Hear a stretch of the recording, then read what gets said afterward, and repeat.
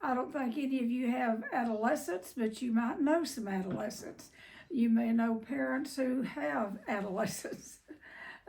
You may be grandparents of adolescents. So, you want me to say adolescents one more time? What we're going to talk about is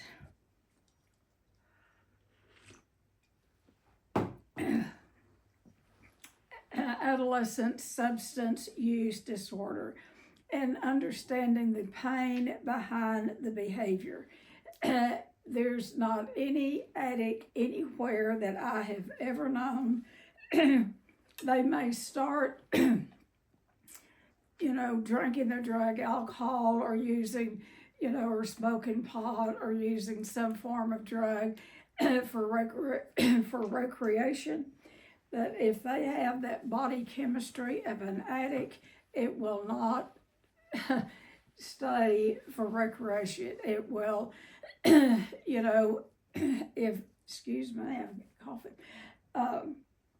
And this is where, if this is a disease, it is not just a little habit. It's not a sin. It's not any of that. It is a disease.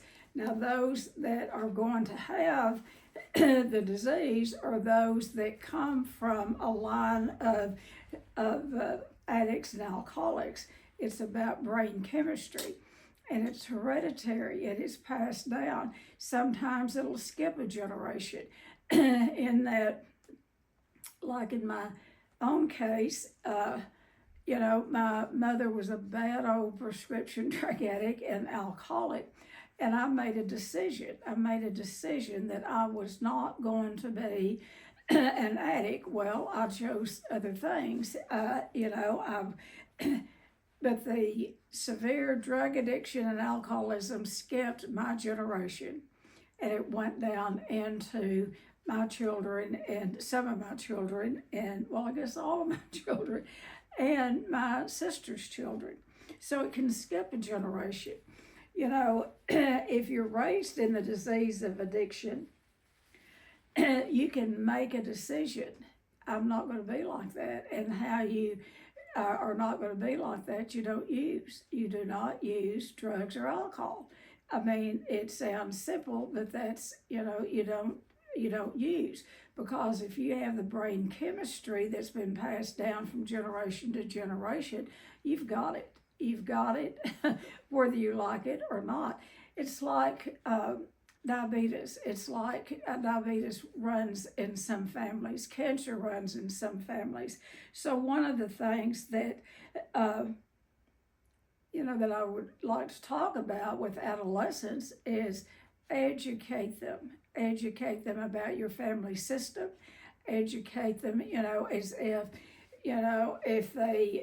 if diabetes ran rapid in your family, you would want to educate your children about that early on. Not that they couldn't ever have sugar, everything is in moderation sometimes, but they need to be aware. And so awareness comes through education.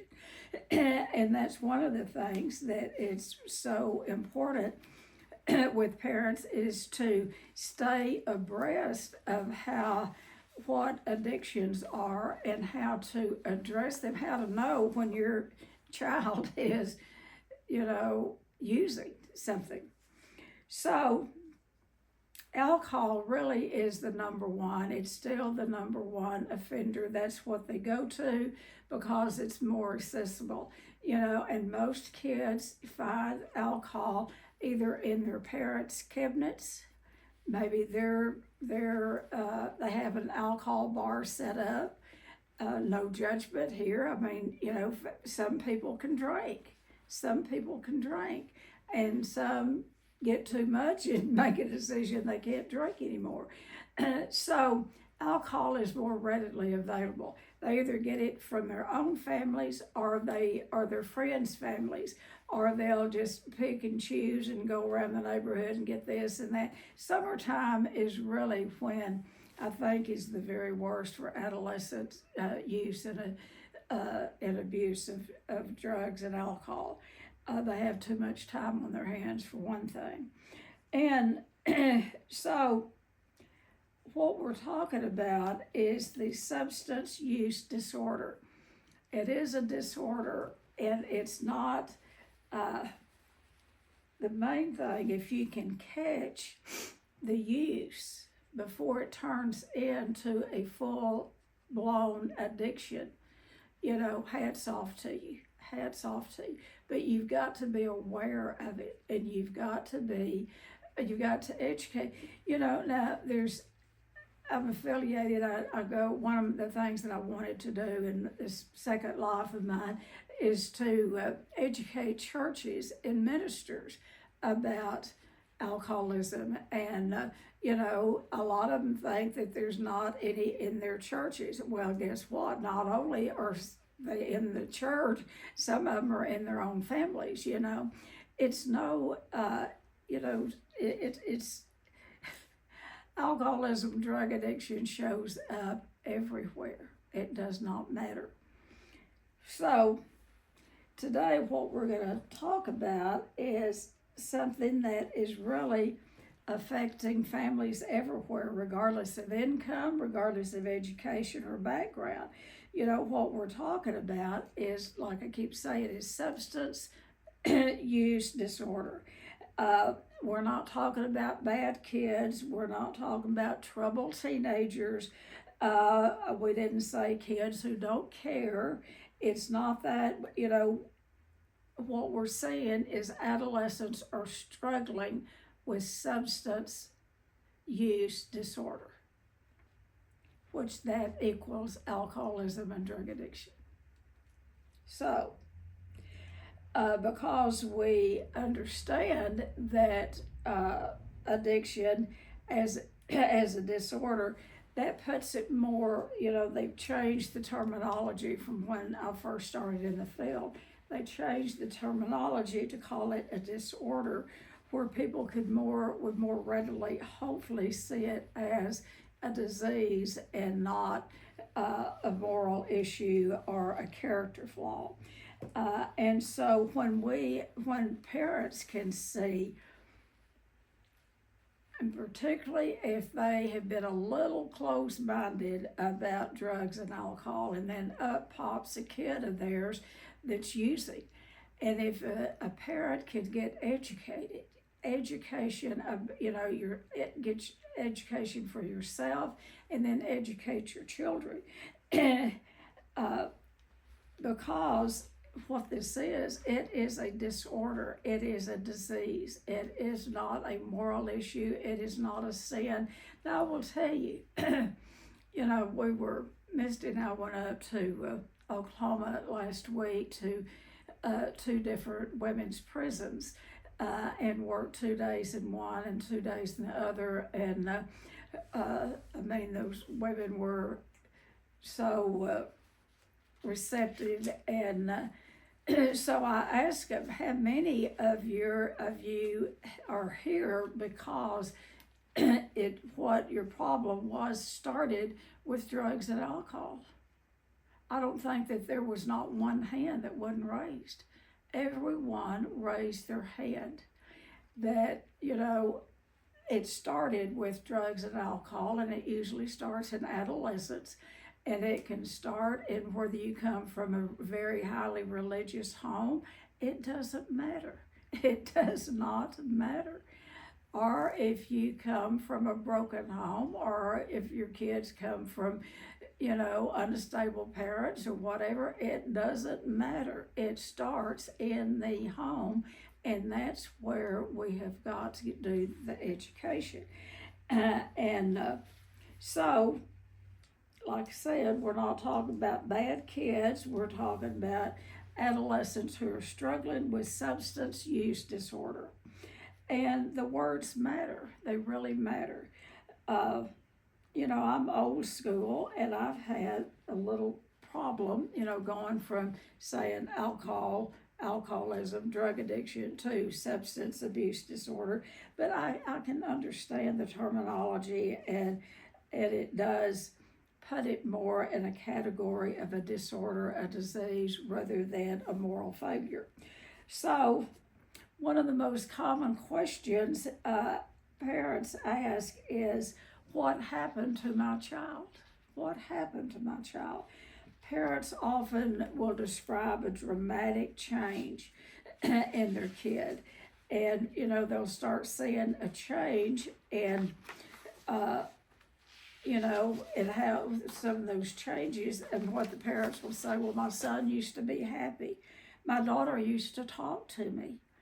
They used to care about school. They used to make good grades. They used to be involved with the family and with school. And then something shifts, something happened. And that's when the lying begins, the isolation begins, the anger increases, the grades drop, relationships surface. And parents often think that the substance caused all of this. Set a boundary, parents. Sometimes the truth is more complicated. Many young people don't use substances because they're having fun. They use substances because they're hurting, because they have pain. And if they come from a background of addiction, if it is in the family, like parents, grandparents, they've got the gene, they have got it. And all they have to do is to add into the equation drugs or alcohol. That's all they have to do, and out will pop an addict. And what happens is the substance becomes a solution before it becomes a problem. A lot of times in schools, and they start using in school, and I hear, because I don't have kids in school anymore, but I hear that our high school here, GMNet, I hear it about all schools, not just ours in our small community, that drug addiction, alcoholism is running rapid, in school, inside schools. I mean, they take the drugs to school with them, and then they share them, and that's usually how they get caught, is when they start sharing them. And like I said, substance use is often a symptom, and parents need to hear this real clearly and very carefully. The drug is not always the problem. The drug, and when I say drug, I'm including alcohol. More kids use alcohol than any other drug. They use alcohol, they use weed, and then the other drugs fall into place. They get into parents and neighbors and grandparents' medicine cabinets. I'll tell you, these kids are smart. They know what to look for, and they help themselves. Now, they'll usually take them out of the bottle. They usually won't take the bottle because this is what is so, makes you wonder, well, did I take that many? Well, they'll leave some in the bottle. So you won't know for sure whether somebody took them out or not. But kids, teenagers, kids babysitting, if they are prone to drugs and alcohol, they will go through bathroom medicine cabinets. So the drug is not always the problem. The drug is often the solution. It's the symptom. That's what gets parents' attention. But underneath the behavior, and we see this a lot, there may be anxiety, there may be depression. We have got a generation of kids that suffer from anxiety and depression more than we've ever seen it, more than we have ever seen it, ever. And what I contribute a lot of that to is communication, the cell phones. They can stay connected every minute of every day. They know everything that's going on in the country and everybody's, because the information is there. And so anxiety and depression is usually underneath the use of drugs and alcohol. They're trying to find something to ease the pain of living. Now, this is where families need to look. Does anxiety and depression run in your family? If it does, pay attention to that and get your children some help. It's not a sin, it's not a moral issue, it is a mental illness to have anxiety and depression. And these kids that have it, when they find, maybe they're at school and they're offered a marijuana cigarette, they're offered a joint, and they'll go out by the Ag Mart or wherever they smoke, and they'll take that first puff off of that, and there's an addict in the making. This kid has been anxious all morning. They go from anxiety to depression. They take a puff off of that first cigarette, and and nicotine is the biggest. Nicotine is the biggest drug that we're looking at. But let's say they take a puff off of a joint and they're home free. It's like, oh my God, I didn't know this existed. And those inhibitions will come down. They will feel better. The anxiety will, temporarily go away. The depression will go away temporarily. But it will put in their head, this is some way that you can get relief. And they may not even have the diagnosis of anxiety and depression. This is why parents have to stay on top of their kids and know their children. Another thing that underneath the behavior is trauma, unrecognized or untreated trauma. And, the people that we treat here, majority of the people that we treat that have had some form of sexual abuse, physical abuse, emotional abuse has happened in early childhood. It happens in childhood. A lot of times before the age of 6 years, before the age of 6, so trauma, and I will tell you, a day in the life of a child is much different than a day in the life of an adult. And what happens to a child one time can go to the brain of a child and stick there. And it goes into the very cells of their bodies. And trauma is magnified with children, is magnified. And majority of the people that we treat had the trauma in childhood, but found a way to cover it up, sometimes with drugs and alcohol that carries on into their adult life, or they're told to keep secrets, so they have kept secrets about the trauma. And so they carry that into their adult life. And then that's when they start breaking down in stress-related illnesses. So adolescents carry a lot of shame. They carry the family shame.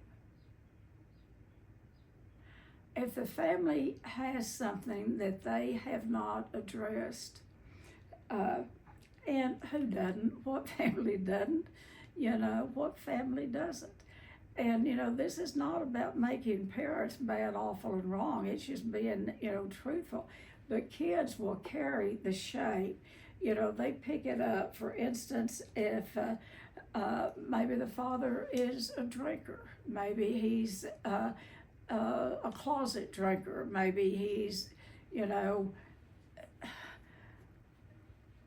high up in the church, maybe he's a minister, maybe he's, in a job that doesn't support the drug, alcohol, And so there's a lot of secret then, the secret around the parents' use of substances. And so the kids will carry that shame. They carry the shame of the parents. Another thing adolescents suffer is a lot of loneliness. Loneliness. You know, and the big book of Alcoholics Anonymous says deep down in the heart of every addict is that feeling of aloneness, of loneliness. And that can start with children early on. There is nothing more cruel to each other than kids, except maybe teenagers. Do y'all know that? Teenagers are horrible to each other. Kids are horrible to each other, you know, and the best thing is to find a small group or maybe a best friend, you know, to run with that has the same moral values that you do or that your child does. You know, but loneliness, if, you know, they go to school and I was seeing last night on something where this, anyway, I don't know what I was watching, but these two women were best friends. And one of them was murdered, and they were interviewing her best friend. And they have been best friends since junior high. And the woman that was talking was a shy girl. She still has days of being shy. You know, she has a PhD and all that, but she has some shyness.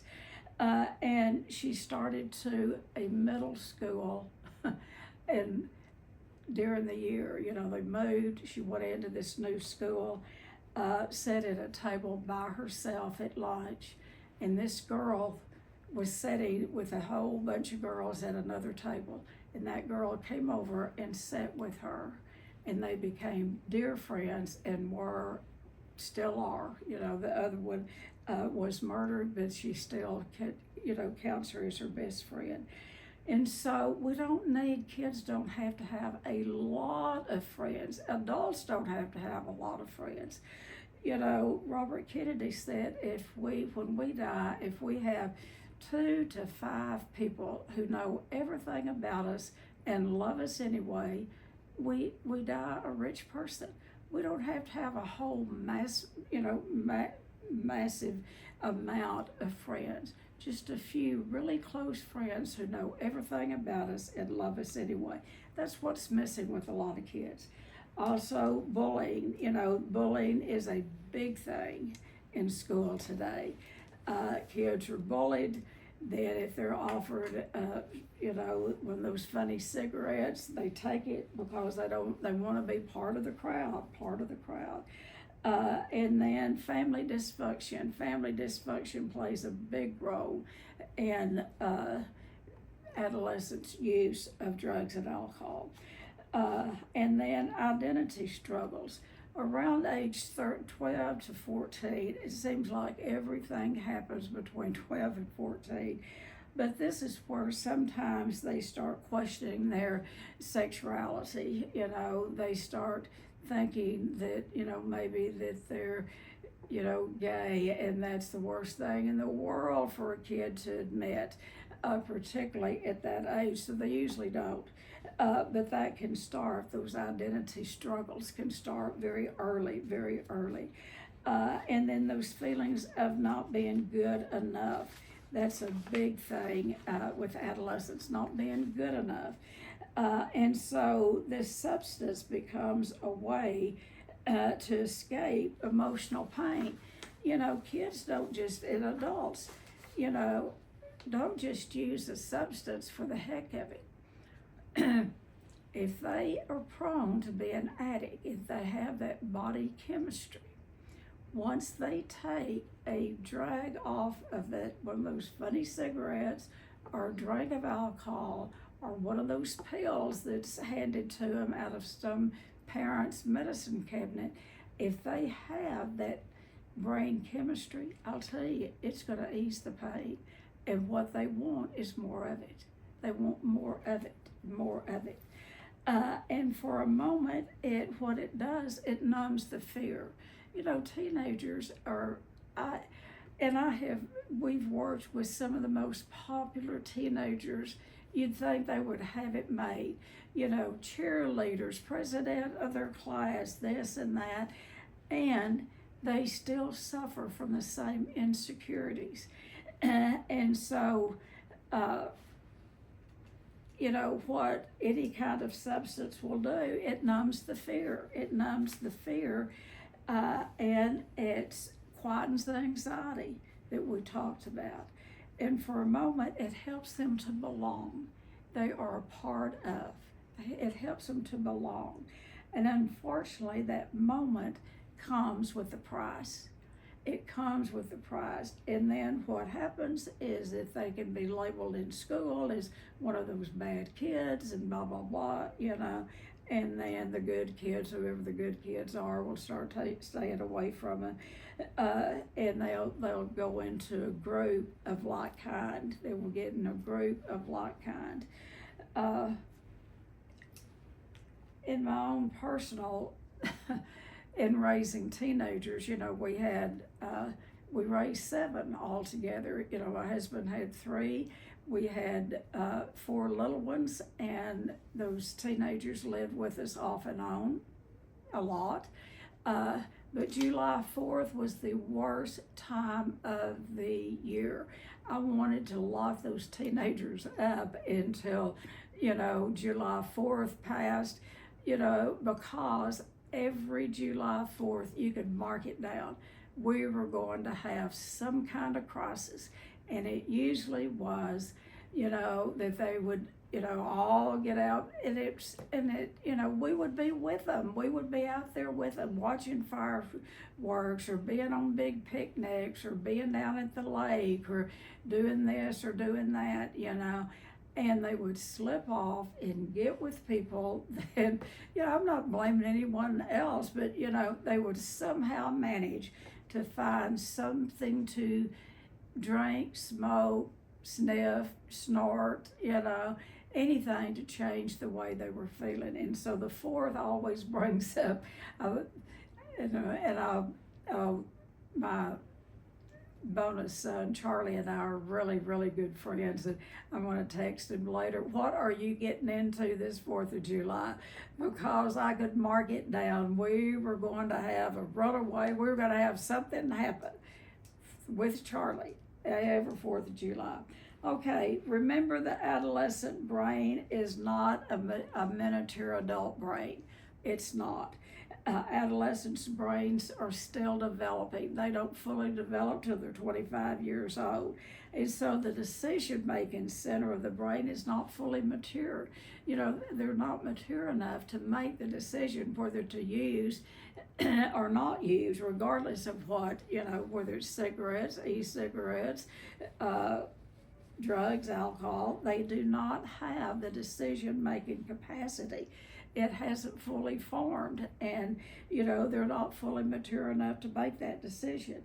The emotional center is often operating at full speed. Now, and this means teenagers naturally, what teenagers will do. And I want to say, not all teenagers do this. Not all teenagers do this.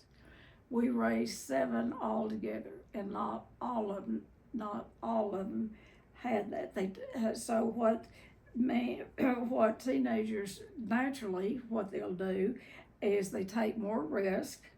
You know, my youngest daughter, who is she gave us zero trouble. Zero trouble. But even Christy Kay would do things. I mean, that's what kids do. You know, one morning her dad went out to go to work, and the seat in his pickup was pushed way up. We had gone out to eat the night before, my husband and I had, and the kids were old enough to stay by themselves, you know. So anyway, the seat in his pickup was pushed way up, indicator number 1. He turned the initial, turned the key on, turned the truck on, and this rock music blared through the radio, you know, second.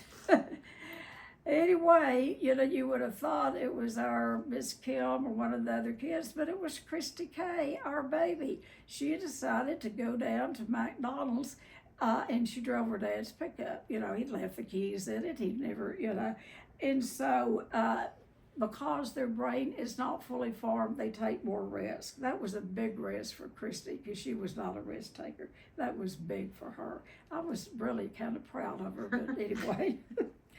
And they seek more excitement at this age. They want more and more and more excitement. And guess what? They act impulsively. They act on the impulse. Standing in the hall, some kid walks by, shows them what they have, and instantly they'll go out back and by the ag barn or wherever and take a pup. They're very impulsive, and they focus on immediate rewards. They don't think about the future. They just want to feel good right this minute. And mainly, it's not so much feeling good, it's being a part of the crowd. They want to be a part of something. They want to be a part of something. So when substance enters that developing brain, they can have a greater impact than they would on an adult. It just hits them. It hits that brain, and it feels good for it. So the earlier substance use begins, the greater the risk of long-term addiction. That's what's been proven over and over. And so while punishment alone doesn't work, you can punish them till the cows come home. In punishment, it goes in one ear and out the other. Talking to them goes in one ear out and out the other. But what matters and what helps is actually talking to your children. It matters. It takes. And it's about spending time with your children. I never left the home, very seldom. We had a big old house and a house full of kids. I cooked 3 meals a day. I kept a spotless house. I was busy. And I was not available for my children. Can you believe that? I would leave the house and go to PTA and go to this function and that function, but I was there. I remember one day Kim walked up to me. I was for a dishwasher, and I was the dishwasher. I was washing dishes, and Kim was about 8 or 9, and she walked up to me and she wanted to tell me a story. And I said, well, baby, just tell me while I'm washing dishes. And she said, but yes, Mama, but you can't see my eyes. She taught me something. You can't see my eyes. And that's what kids want. They want parents' attention. Can you see me? I'm here. Do you see me? Now, they'll fight it tooth and toenail, teenagers will, but actually, they want you involved in their life. So one of the things that punishment doesn't work, but what can, is when parents can say, now hear me carefully. Now I am speaking, listen to me. And consequences matter. You're going to have to give them some consequences. That's what they're going to pay attention to, is consequences. Take something away that really matters to them. That telephone business, take that telephone away. Boundaries matter. Set boundaries with your children. Kids do not need their parents to be best friends. I hate to disappoint you. They don't need you to run around with them and be their close buddy. Yes, you can be friendly with them. You can absolutely have a good time with them, but don't try to be your kid's best friend, because then when you have to stand up to them and maybe with some discipline, they feel like they've lost their best friend. You've gone against them now. Be the parent, not their best friend. And boundaries, that's where boundaries come in, boundaries. And accountability matters. This is to help your children learn how to be accountable, to learn to keep their word. But punishment alone rarely creates healing, rarely. Now, you've got to pay attention. You got to do something, but as far as punishment, If punishment could cure addiction, we'd have solved the problem years ago. I mean, we just came from Oklahoma, and that was full of drug addicts and alcoholics, and they had been punished all of their lives, by some jail or, and it didn't solve the problem of their addiction, because addiction is a disease. It's not a moral issue, and it's not just something to do to kill time. Many young people already feel tremendous shame. Don't put more shame on them. If you catch them, maybe the school calls or something, handle it in such a way. Sometimes you just get so mad you want to pinch their heads off. Don't let your anger overload. And they have enough shame already. Adding more shame doesn't produce recovery. It only produces more secret. If you want your kids to keep everything from you, you pile that shame on, and they will. And they will isolate more. They will withdraw from you more. And they will start acting out more. And recovery requires accountability and connection. Both, not one or the other. Recovery requires accountability. You've got to, and it's hard. Parents are so busy today. They hardly notice sometimes what their kids are doing until the school calls and they're in trouble. It's your job to make them learn to be more accountable, that accountability.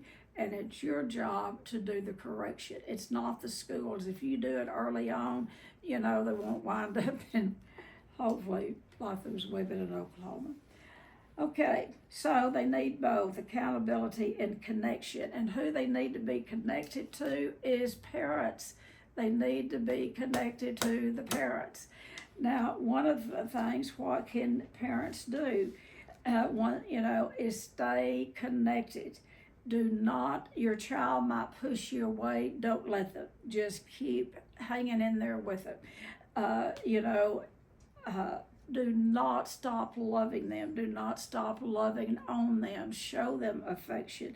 And they may shrug it off, but deep down they want it. They long for it. They really long to be back 3 or 4 years old and be able to crawl up in your lap. My 60-year-old, 50 and 60-year-old daughters still crawl up in my lap at times.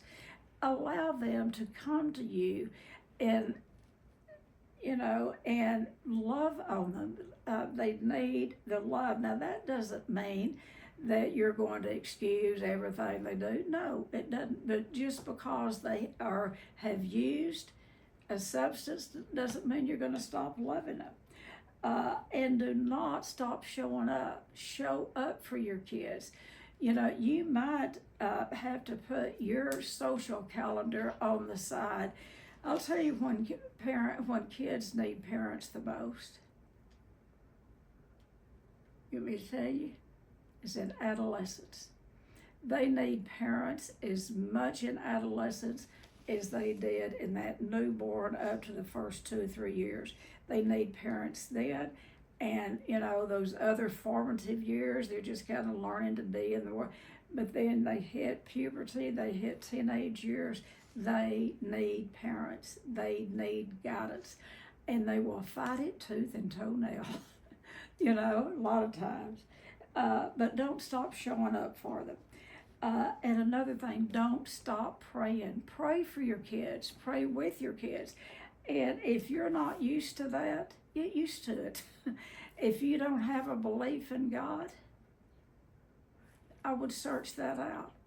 I would really, because, and this is not, I'm not preaching to you, but that's going to be the solution for any addicts, is to find a God of their own understanding. And if they are raised in a God-centered home, there's a scripture in the Bible that says, train up a child in the way they should go. And when they are old, they will not depart from it. They don't say, they'll, gonna show up and be wonderful teenagers. When they're old, all of that's gonna come back. Trade them up in the way they should go. And I want to tell you, folks, it is not easy. It's not easy to raise teenagers. But don't stop praying and pray with them. My husband and I both came from families, they believed in God, and his stepfather was a Baptist preacher, but he was really never taught to pray. I'll tell you where we learned to pray was in the 12-step program. And through sponsors, our sponsors had us start praying together. And then he had us to start praying with our kids, our family. It's awkward if you haven't done it. It's awkward. They don't want to do it. But if you miss a time, the kids will let you know it. They really yearn for it. They really want you to be godly parents. They will fight it tooth and toenail. Pray for them, pray with them, get other people to pray. Do not stop being available. Be available. A lot of times, and I'm not putting any parent down, but when you have teenagers, they need you. The junior league can wait a while, or whatever you're out there doing. Put that on hold till you get these kids in college. Doesn't mean you have to just give them your whole life, but be available to your kids. Be there for them. And the relationship often becomes the bridge to recovery. You start loving your kids, being there for them, be a safe place for them. When they're ready for recovery, you're the one that they're going to go to. You're the one that they will seek out. Now, one of the things is to listen more than you lecture. Adolescents already know that they're disappointing you. They know they're disappointing people. They know they're disappointing their parents. Don't lecture them. And, I would be the lecturer. We had a breakfast room, but we took all of our meals in there. It had a round table, and we could get everybody around that round table. And then there was a door, and I sat there at the head of the table, and if we needed to have a discussion after dinner, I put both hands on that door like, you're not getting out of here. No one's leaving this small dining area until we have some discussions. And we had some heated discussions in there, and I don't regret that. But don't lecture. Do not lecture. They'll roll those eyes. Here we go again. They know, adolescents know that they're already disappointing people. They know they're disappointing you. They know they've made mistakes. Ask questions. Ask questions of your kids. Where they want to answer or not, pepper them with questions. Ask, who are they hanging out with? Who is that? Where does he get, if they just, if you're just innocent and you were standing there in the hall and somebody handed you one of those funny cigarettes, find out where it came from. Ask questions, ask questions to your kids. Teach them to ask questions. And become real curious about your children. And then seek understanding. Seek understanding. Understand your kids. God, I wouldn't go back and be a teenager. If God said, okay, you can be 13 and start over, I'd say, no, thank you. No, thank you. It's hard to be a teenager. Do y'all think it is? I mean, it is difficult. And sometimes the greatest gift that we can give our children is a safe place to tell the truth. Don't alienate your kids. Make it where it's a soft place for them to fall. It's a safe place where they could come and talk. And then there's a real fine line between this about using that information against them, that you're going to have some negotiation about. Anyway, but leave the door open for them to come and talk to you. Because recovery is not simply removing the substance. That's the easy part. Recovery means helping a young person learn how to feel emotions without using, how to manage stress. It's stressful to be a teenager. Teach them how to manage stress. If you don't know, you come to an intensive, or you find out how to manage your own stress so you can teach your children. And let them see you building healthy relationships, and let them see you having friends. Like I said, you don't have to have a whole bunch, but let them know that you have friends and how to build a friendship and relationships. That's what they need, healthy relationships, and how to develop some self-worth. And what they need is recovery is processed trauma. By the grace of God, we are opening an adolescent unit. And we hope that it will be up and running and the clients there before long. And one of the things that I will I'm not a betting woman, but if I was betting, what we're going to be dealing with is a lot of trauma. The trauma precedes the addiction. Trauma precedes the use. And trauma can show up in a lot of different ways, and it doesn't have to be anything great big. It can be in a lot of different ways. Know what your kids' trauma is, and if they will process their trauma with you. And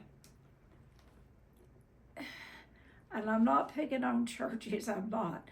But there'll be, big gatherings, or they'll have, a lot of people around, and watch your children around older teenagers. If you've got younger kids, you'd be amazed at the sexual abuse that takes place in church gatherings. Church people are just people. They're no different than anyone. And, abuse happens. Pay attention to who your kids are with, when they're with them, how long they're with them, and what's going on, and create an opening where your kids can come tell you the truth, and then get them help. And then learn healthy coping skills. Teach them healthy coping skills. The goal is not just sobriety. Sobriety is just stopping the substance. And the goal is healing from the inside out. So get help early. Do not wait until things become huge. When there's one little thing that's happened, get them help. Families often delay because they hope things will improve on their own, and we don't want them to have a stigma of going to see a therapist. That is absolutely not very healthy thinking. If they had something physically wrong, would you wait until it developed into a full-blown problem before you take them to a medical doctor? Of course you wouldn't. And do the same with mental health. When you see something going on with your child, get them help immediately. Sometimes early interventions changes everything, and there's no shame in asking for help. There is wisdom in it. Teach your kids that there's wisdom in asking for help. So, many parents carry tremendous guilt. Get off of your own back. The kids can sense that when you're guilty. Well, if I'd done this, if I'd done that, yeah, you probably could have done some things different, but you didn't. Now is the moment of power. Right now is what you can change, right now. And your kids will see the change, and they might fight for it not to change in the family, but deep down they want the change. And so parents carry a lot of guilt if they have a kid that they use. And parents will ask things like, what did I do wrong? How did I fail? If I'd been a better parent, would this have happened? Get off your own back is what I'm saying. please, please hear me. Parents do influence their child. The parents do not control every choice their children make. Do you hear me? Parents do not take it on. They do not control every choice their children make. You do the very best parenting job you can, and then you send them out that door to school, and that's where they really get the education, good, bad, or indifferent. Addiction is complex, and like I said earlier, there's biological factors, that brain chemistry. Teach this to your kids early on. They need to know that addictions run in their family. And if you do this, you can wind up like your Uncle so-and-so that will never get out of prison because every one of his offenses were drug or alcohol related. Let them know the family history. Let them know about grandma that died of prescription drug abuse. Be honest with them, because that's their heritage and that's what they're carrying around in their brain. You're not doing them any favors by painting this picture perfect life for them. You know, get real with them and say, if you drank a drink of alcohol, it can wake up that gene, and when it wakes up, it wants more, So let them know those biological factors, psychological factors, social factors, environment factors. You are not all powerful. Do not think you as parents that you can make all the right decisions for your kids. You can't. You're not responsible for every decision that your child makes. You are not. Get off of your own back is what I say. And so another thing is there is hope. I've been speaking a lot about the down and dirty, but there's hope for recovery. I've spent decades working with addiction, and I can tell you this, I have seen many, many, many, many miracles. I had young people, we could take them as young as 17 at the Serenity House. We had 17, 18-year-olds. I had a woman contact me the other day that just celebrated 40 years and she got clean at the Serenity House. People stay, they need intervention, they need help. Do not hesitate to get a lot of parents think, oh, well, if I take them to a therapist, if we call it what it is, if we call it drug addiction or substance use, and just make them want to use more, that is absolutely crazy thinking. Get to the point and look at what is real. If your child has smoked one funny cigarette, you need to address it. So I've seen lots of miracles. I've seen families restored. I've seen young people who seem hopeless become healthy adults. I've seen parents and children rebuild trust. I have seen recovery happen. It's happened in my own family. If it can happen in my family, it can happen in your family. And never underestimate the power of hope. Hope.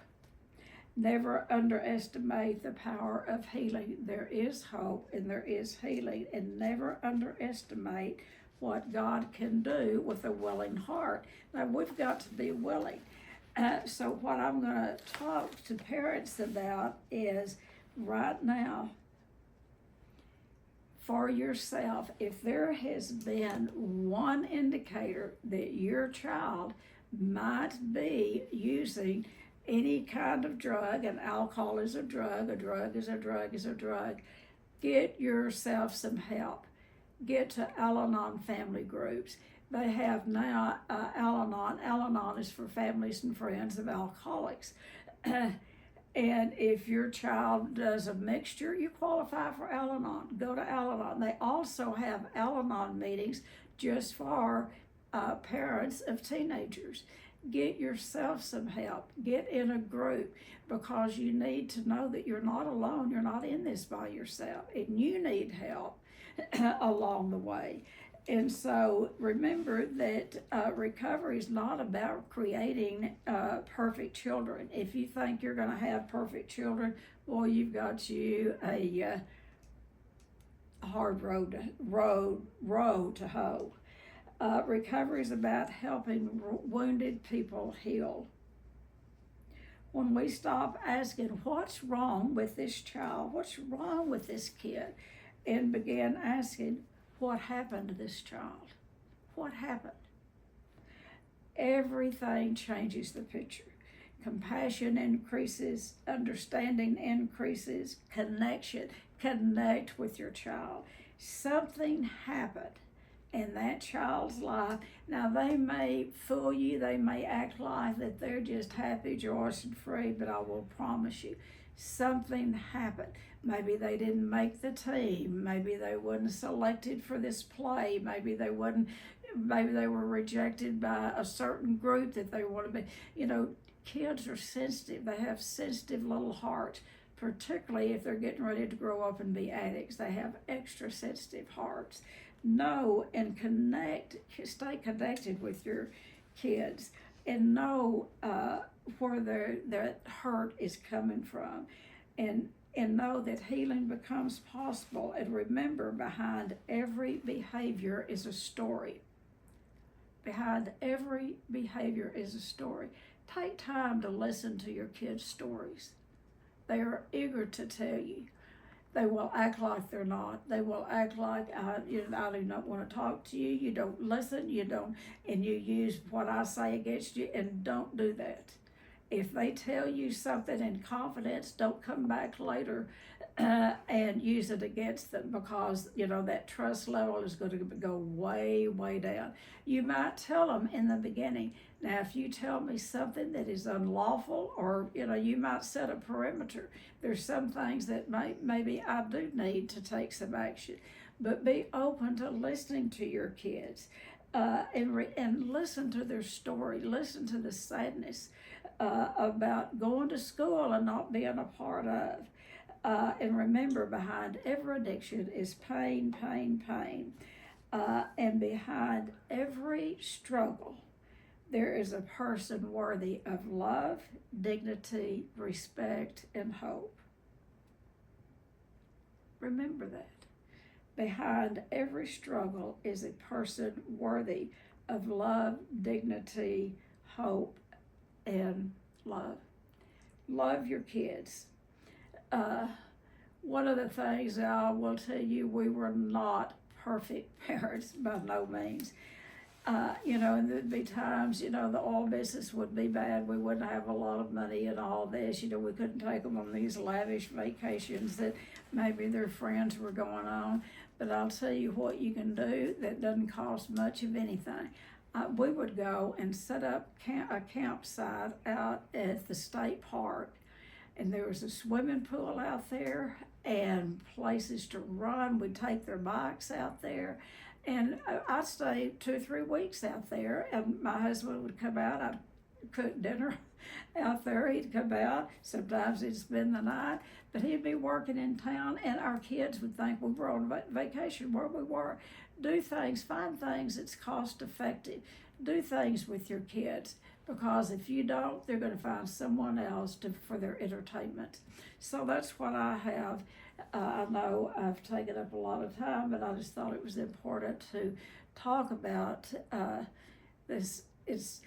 I will tell you, since the pandemic, for whatever reason, now we do have absolutely enough. We're not saying that it's not as bad. I mean that it's not bad. 12% of 8th graders have experienced alcohol. 26% of 10th graders, 41% of your seniors in high school have used alcohol, smoked marijuana cigarettes. The e-cigarettes are the big thing right now. But since the pandemic, the ratio has gone down somewhat. And you know what, of adolescents, drugs, and alcohol, you know what I contribute that to? Kids were at home with parents. And maybe parents started talking to kids. Wouldn't that be a novel idea? They were all in the house together. And since the pandemic, I'd like to do more research. I just saw that. And since the pandemic, now it hadn't decreased a whole lot, don't jump up and down yet, but it has decreased somewhat, the use of substance in adolescents, but it's still going really strong. So if you suspect abuse in your children, get them help, get yourself help. Any questions, comments?